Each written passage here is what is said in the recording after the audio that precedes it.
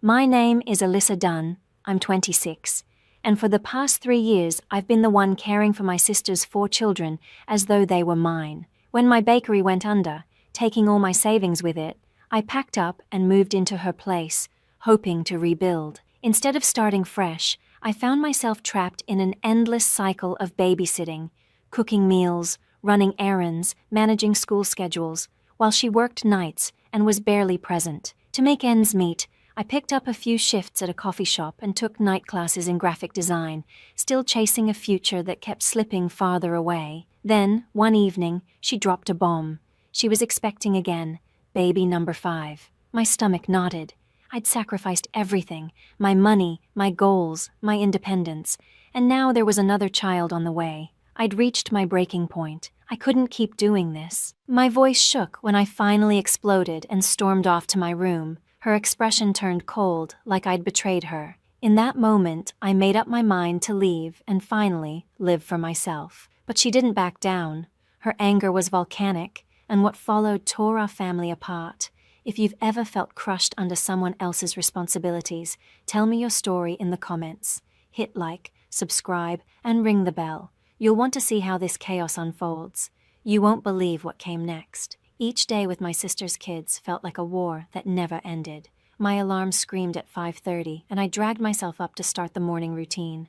Logan, 15, was already bickering with 12-year-old Ellie over the last Pop-Tart. "You took mine yesterday!"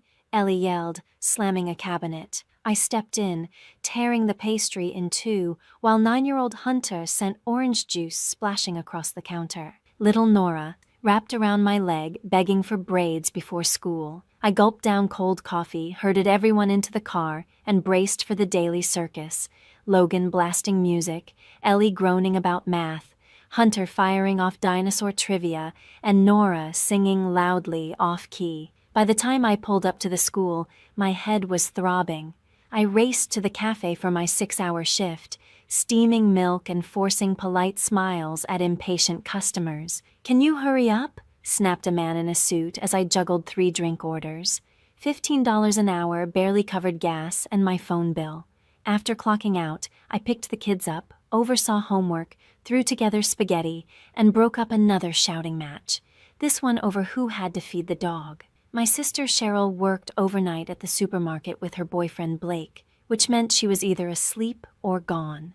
Most days I only saw Cheryl for a few minutes, just long enough for her to mumble a half-awake, "Thanks for keeping things together," before collapsing on the couch. My nights were the only time that felt remotely mine. After tucking Nora into bed and checking Ellie's algebra homework, I'd open my laptop for online graphic design lessons. Design had always been my passion. Logos, layouts, the dream of one day running my own studio. But sitting in front of Photoshop tutorials at midnight felt like chasing something that kept fading away. My eyes stung from exhaustion, and more than once I woke to a dead laptop battery and an unfinished assignment. One night, Ellie padded into my room and whispered, "Why do you look so tired?" "Just trying to keep up," I said, pretending a smile. She hugged me, and for a heartbeat I felt wanted, until the thought struck.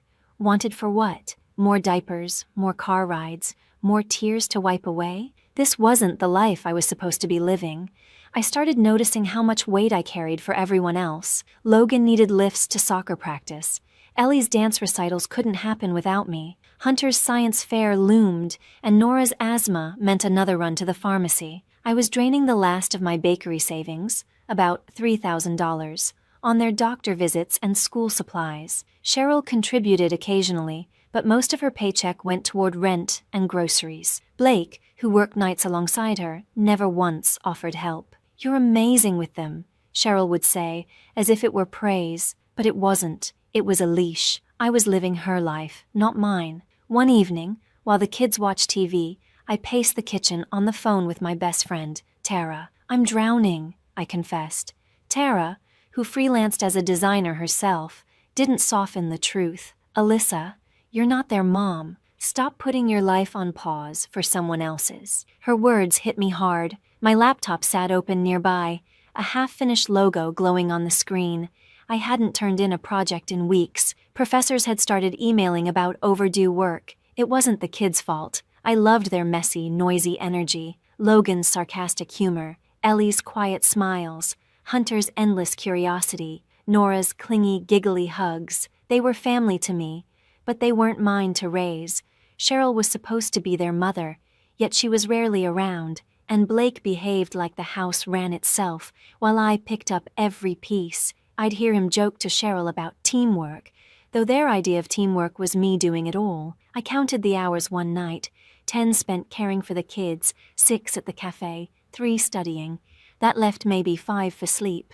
My dream of becoming a full-time designer, of building something with my own name on it, was slipping through my fingers. One evening, after Nora cried herself to sleep over a missing stuffed bunny, I sat staring at my sketchbook. Lately, I'd only drawn silly stick figures to make her smile. The bold designs I once loved were gone. I closed the notebook, my chest tight.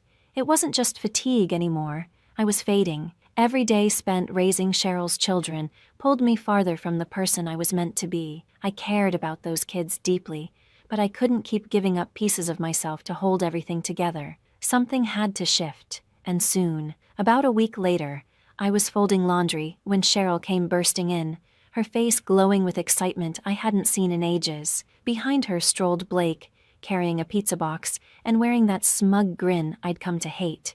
"We've got news," Cheryl announced, grabbing my hand and tugging me toward the couch.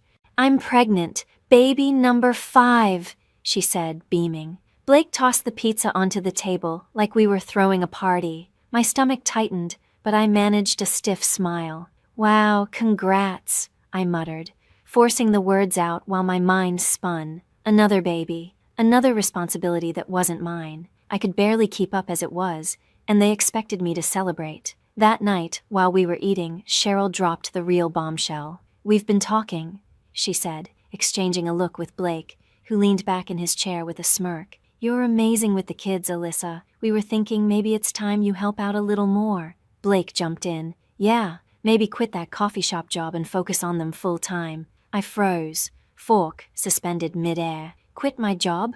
I repeated, my voice barely steady. He shrugged like it was obvious. "We're both slammed at work, and with the baby on the way, we just can't juggle it all."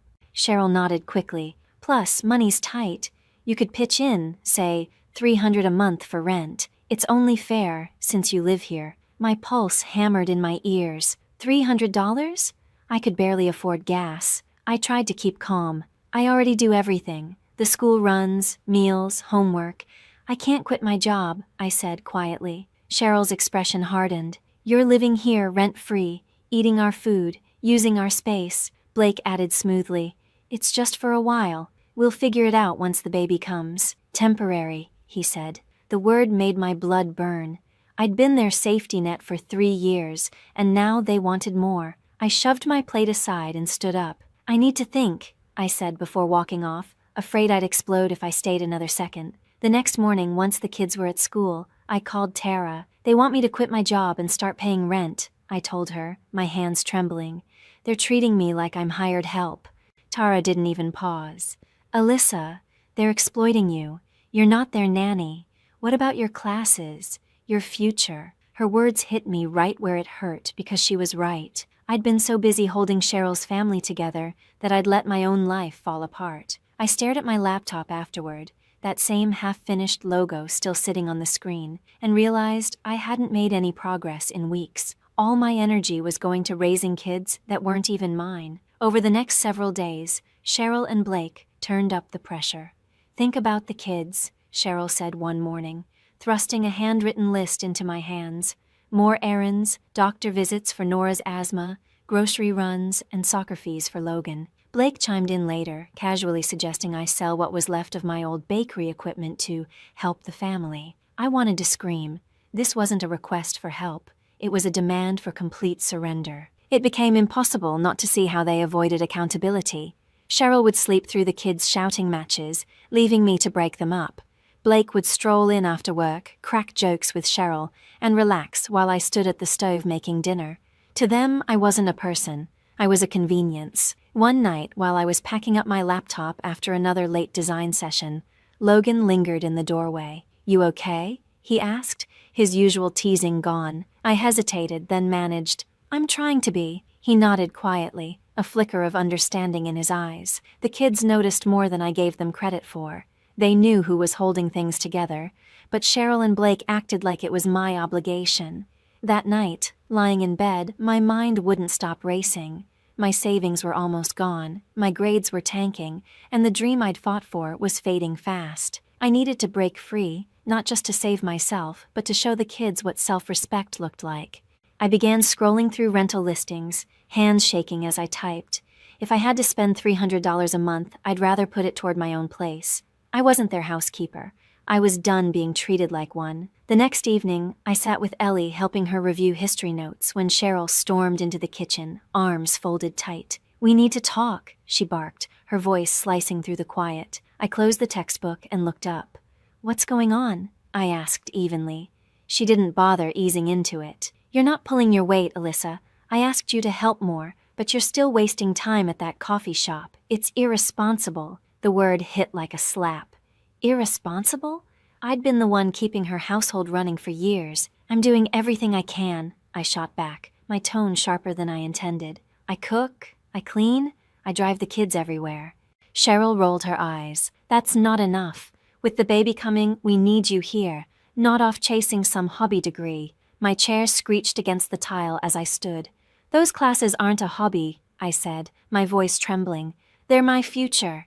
She laughed then, cold, bitter, and cruel. "Future? You're living under my roof, eating my food.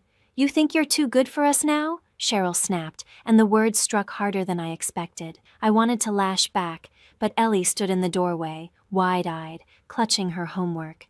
I forced myself to breathe. "I'm not your servant, Cheryl. I've given you 3 years of my life." She stepped closer, her tone dropping into something sharp and cold. "If you're not completely committed, maybe you shouldn't be here at all." For a second I couldn't move. Was she actually throwing me out? Before I could speak, she spun on her heel and walked away, leaving me trembling with fury. I slipped outside, phone in hand, pacing the backyard. "She called me irresponsible," I told Tara, my voice tight. "Like I owe her everything." Tara's tone was steady, but firm. "Alyssa, you have to draw a line. You're not her maid or her second mother. You're allowed to want your own life." "I know," I murmured. "But the kids, they need me. They need their mom," she interrupted gently. "Not you burning yourself out to fix her mess. You've got some savings. Use it. Get your own place." Her words ignited something in me, a flicker of determination I hadn't felt in months. That night, I opened my laptop and started browsing apartment listings in Madison. A few small studios popped up downtown, around $1,500 a month. My leftover bakery savings, $3,000, would cover a deposit and the first month's rent.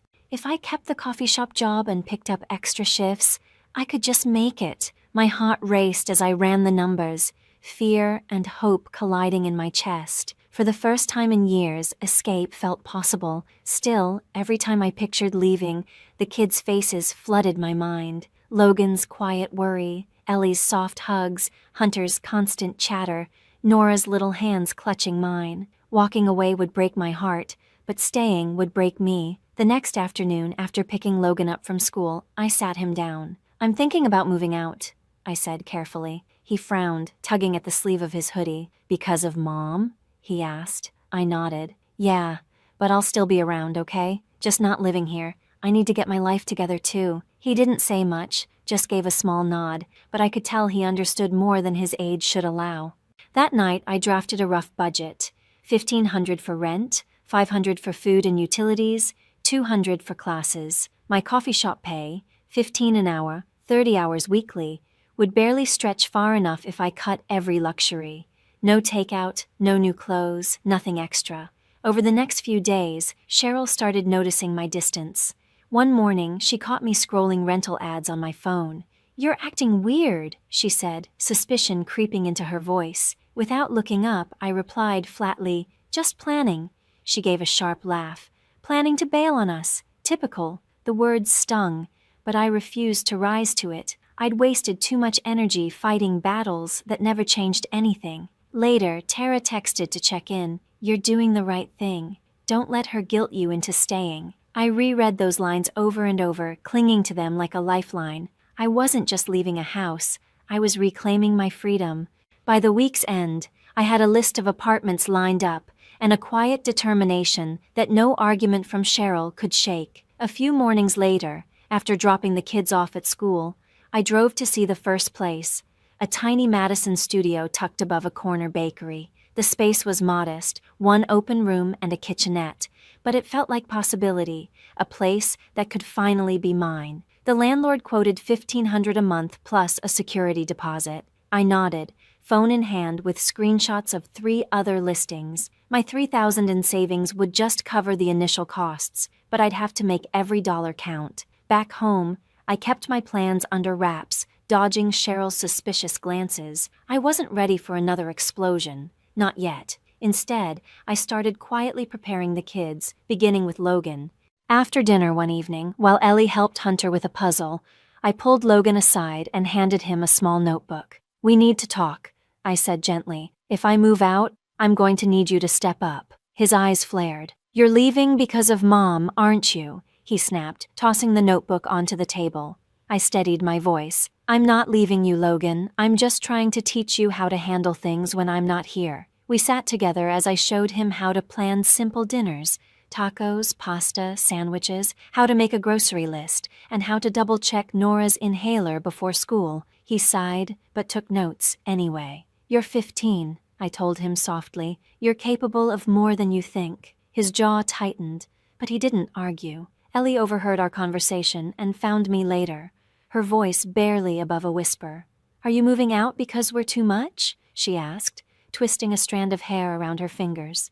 My chest ached. "No, sweetie, it's not about you. I just need my own space for a while." She wrapped her arms around me, face buried against my shoulder, and I felt her trembling. I held her close, whispering that I wasn't disappearing, just changing where I lived. Explaining it to Hunter and Nora was harder. At 9 and 6, they couldn't quite understand. Over breakfast, I told them gently that I might have a new home soon. Hunter frowned at his cereal. "Who's gonna help with my science project?" he asked. Nora's eyes filled with tears. "Will you still braid my hair?" I assured them I'd visit often, that nothing would change how much I loved them, but their confusion lingered, heavy in the air. Over the next few days, I toured more apartments. Small, bare spaces with peeling paint and thin walls, but each one felt like a step closer to freedom. One apartment overlooked a quiet park. Another sat just a few blocks from the coffee shop. I ran numbers in my head until I settled on the only studio that truly fit my budget. My paycheck from the cafe, about $1,800 a month, would barely stretch to cover rent, utilities, and food, but it was enough if I skipped anything extra. I decided to pause my design classes for a month to rebuild my savings, promising myself I'd re-enroll once I got settled. When Tara called, her voice was full of excitement. "You're finally taking control," she said. "The kids will be fine. You're teaching them what strength looks like."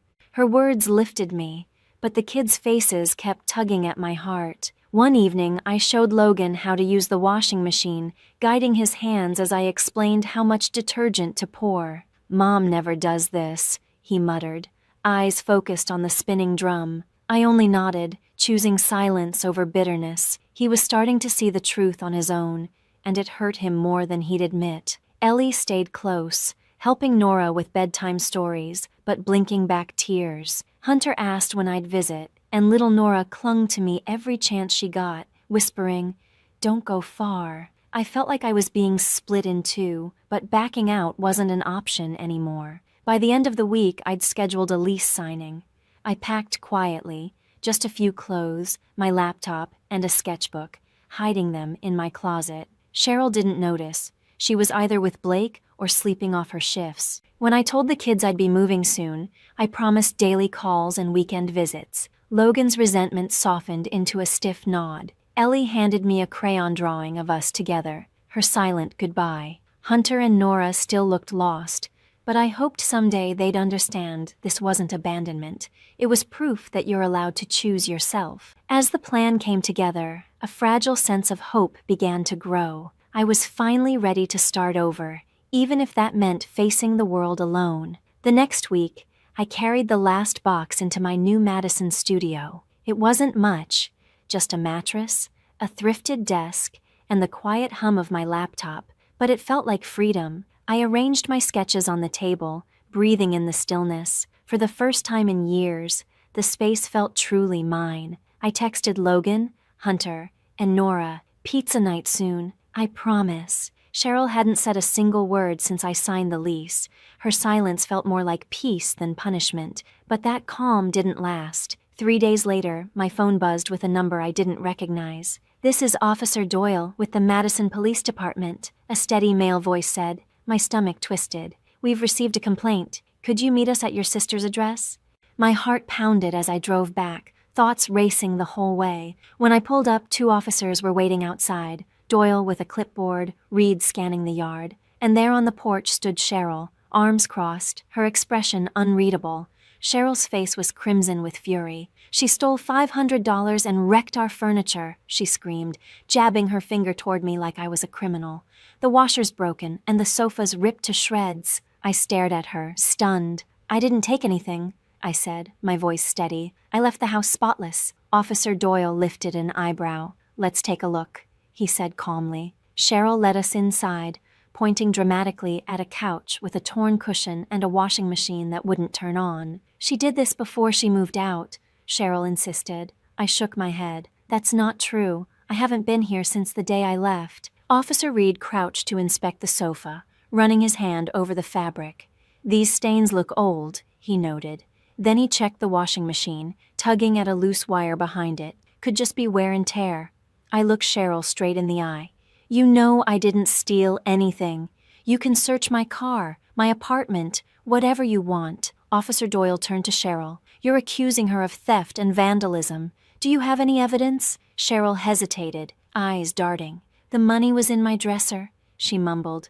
She knew where it was. Before I could answer, Logan appeared in the doorway, his face pale but determined. "I need to say something," he told the officers. My heart clenched. "Logan, what are you doing?" I whispered. He squared his shoulders and looked at Officer Doyle. "She's lying. That couch has been ripped for months. Hunter spilled juice on it last summer, and the washing machine broke weeks ago because Mom overloaded it. As for the money, she used it on groceries and didn't tell anyone." Cheryl's eyes widened. "Logan, stop!" she snapped, but her voice trembled. He didn't flinch. "Alyssa's done more for us than she ever did. She paid for our school supplies, took us everywhere, while Mom and Blake were never around." My throat tightened as I watched him defend me, his voice steady, his eyes burning with quiet anger. Officer Reed scribbled something in his notebook. "So there's no proof of theft or new damage?" he asked. "None," Logan said firmly, folding his arms. "Mom's just upset Alyssa left." Cheryl's face darkened, but she stayed silent. Officer Doyle exhaled slowly. "Ma'am," he said, "filing a false report is a serious matter. We'll overlook this one, but don't contact us again unless there's an actual crime." The room went silent, except for Cheryl's uneven breathing. I looked at Logan, pride and heartbreak twisting together in my chest. For the first time, someone had stood up for me, and it was one of the kids I'd sacrificed everything for. The officers gave me a nod before heading back to their car, leaving the air heavy and still. I turned to Logan in the driveway. "You didn't have to do that," I said quietly. He kicked at a pebble, his shoulders hunched. "You don't deserve this, Alyssa," he muttered. "You've always been the one who's there for us." I pulled him into a hug, blinking back tears. "Thank you," I whispered. Back at my studio, I called Tara, my voice shaking. "She tried to accuse me of stealing and destroying her stuff," I said, pacing the tiny room. "Logan told the truth, but I can't keep playing her games." "She's panicking," Tara replied sharply. "You took away her control. Keep your boundaries strong and don't go back." I nodded, looking around my bare apartment. Small, quiet, mine. No shouting, no guilt, no chaos. Just space to breathe. That night, I texted Ellie to check in. She sent me a photo of her newest drawing, the 4 of them smiling under a sun that said family. Hunter asked when I'd visit. Nora wanted a bedtime story over the phone. I promised soon, even as I felt the ground shift. Cheryl's false accusations had burned a bridge, and Logan's words kept replaying in my mind. She and Blake were barely there. He'd said it out loud, the truth I'd carried alone for years. The kids deserved better, and maybe this was my chance to give it to them in a different way. I sat at my desk, sketchbook open, and started on a new logo design. My hand moved steadily for the first time in months. Cheryl could throw every lie in the world my way, but I was finally creating something that was mine, untouchable, unbreakable. 2 weeks later, my phone rang. It was Logan, his voice trembling. "Mom's in the hospital. Something's wrong with the pregnancy. The kids are scared." My heart stopped.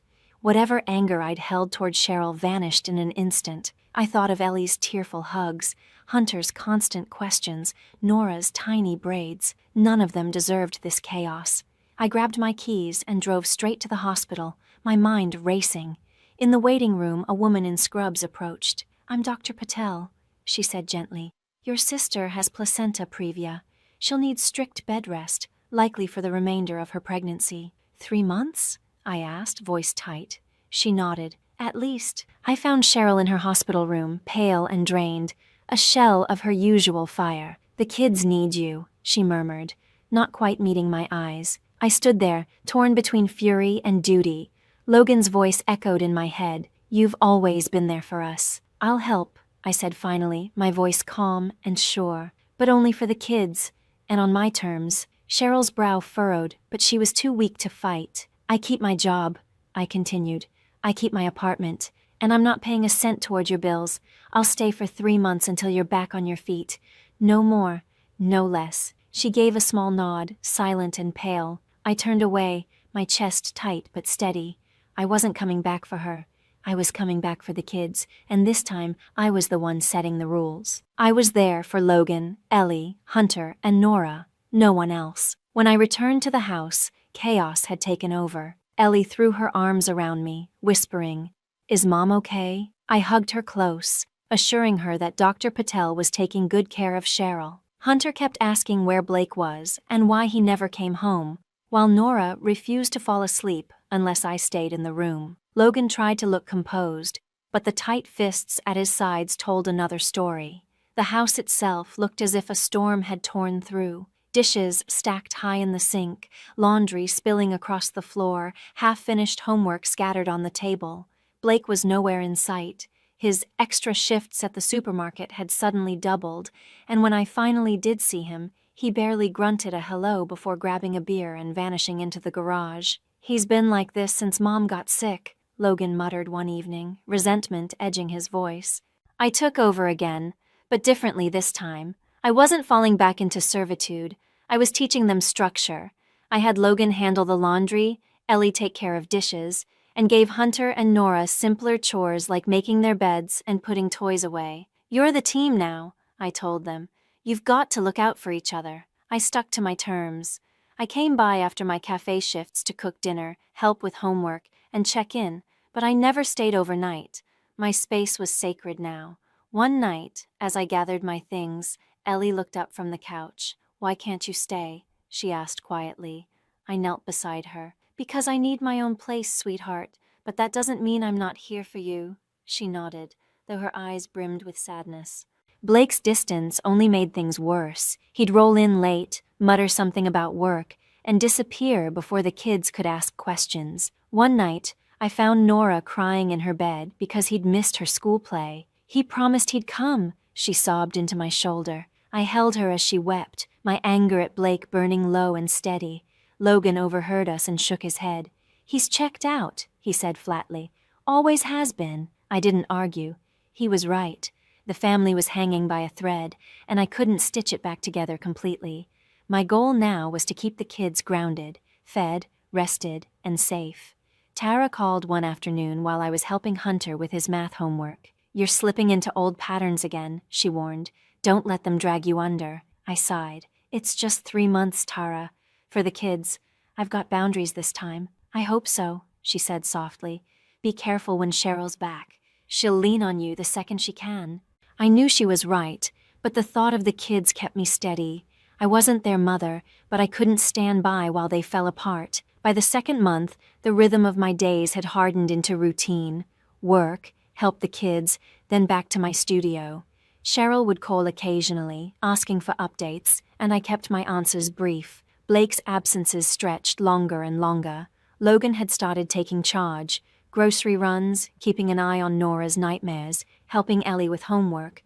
but the weight of it all showed in his tired eyes. One night, he broke the silence. "I'm scared for Mom," he said quietly, "but I'm mad too. She's never really here," Logan said quietly, "even when she's not sick." I nodded, my chest tight with sympathy. I couldn't stay in that house forever, but for now, I'd keep things steady for their sake. Driving home that night, I thought about my sketchbook waiting on my desk, the one place where my life still felt like mine. I was helping, yes, but I'd promised myself I wouldn't disappear into Cheryl's chaos again. 3 months later, Cheryl came home from the hospital with her newborn in her arms.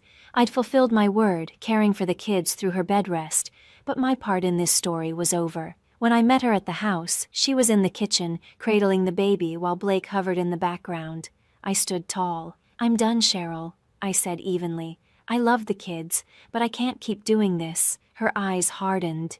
"You're abandoning us again?" she snapped. I shook my head slowly. "No, I've done more than enough. You're their mother. It's your turn to step up." She turned away without replying, and I knew that was the end. I walked out the door, closing that chapter of my life for good. Still, I couldn't just vanish from the kids' world.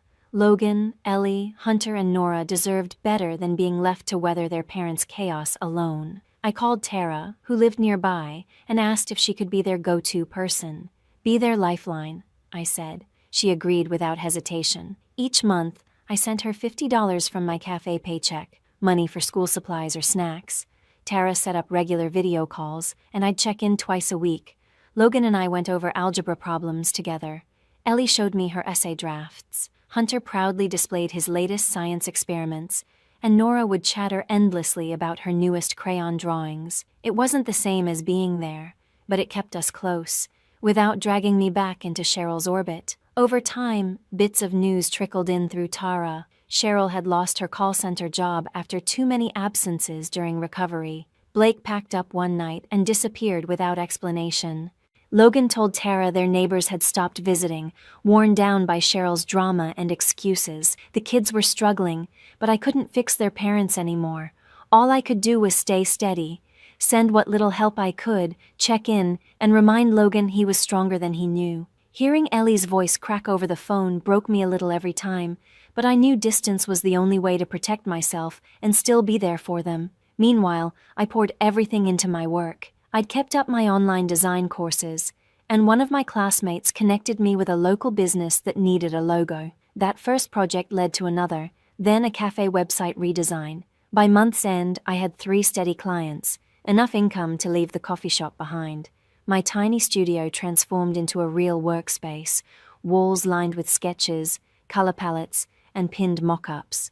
For the first time, it felt like I was building something that couldn't be taken away. When a client paid me $500 for a full branding package, I nearly cried. It was more than I'd ever earned in a single week at the cafe. Tara still updated me about the kids, but her tone turned cautious. "Cheryl's spiraling," she said one evening. "Be careful. She's looking for someone to blame again." "She's been asking about you," Tara said during one of our calls. "Says you owe her for everything she's done." I let out a sharp, humorless laugh. "She can't guilt me anymore," I said. I'd already learned my lesson after her fake police report. I asked Tara to keep my number private. No direct calls, no messages except from the kids. A few days later, Logan texted saying Cheryl was behind on bills. I sent Tara an extra $20 for groceries, but I didn't contact Cheryl. She'd made her choices, and I wasn't her safety net anymore. My focus was on the kids, always had been, always would be. For Ellie's birthday, I mailed her a sketchbook with a note that said, "Keep drawing, it's your superpower." She sent back a drawing of the 2 of us labeled Best Aunt. Hunter called beaming, proud of his science fair win, and I clapped and cheered through the video screen. Nora still asked for bedtime stories over the phone, her giggles filling my tiny studio when I made up ridiculous endings. Logan, though, stayed quiet, older than his years, weighed down by things he shouldn't have to carry. One evening he texted, "Mom's not even trying anymore." I told him to stay focused on school, to hold on to his goals, and promised I'd always be in his corner, just not under Cheryl's roof. Meanwhile, my freelance career finally took off. A Madison startup hired me to design their full marketing campaign, logos, branding, everything. It meant long nights, endless revisions, and coffee-fueled mornings, but the paycheck covered my bills and left something to save. I wasn't wealthy, but I was independent, and that meant more than anything. Cheryl's life was collapsing around her, and though part of me ached for what the kids were enduring, I knew I couldn't carry her anymore. They had Tara to lean on, and they had me in the way that truly mattered. One night, as I sat in the soft glow of my laptop, my newest design complete on the screen, pride washed over me. I'd built this life from the ground up. No debts, no guilt, no apologies. For the first time in years, everything I had was mine, and no one could ever take it away.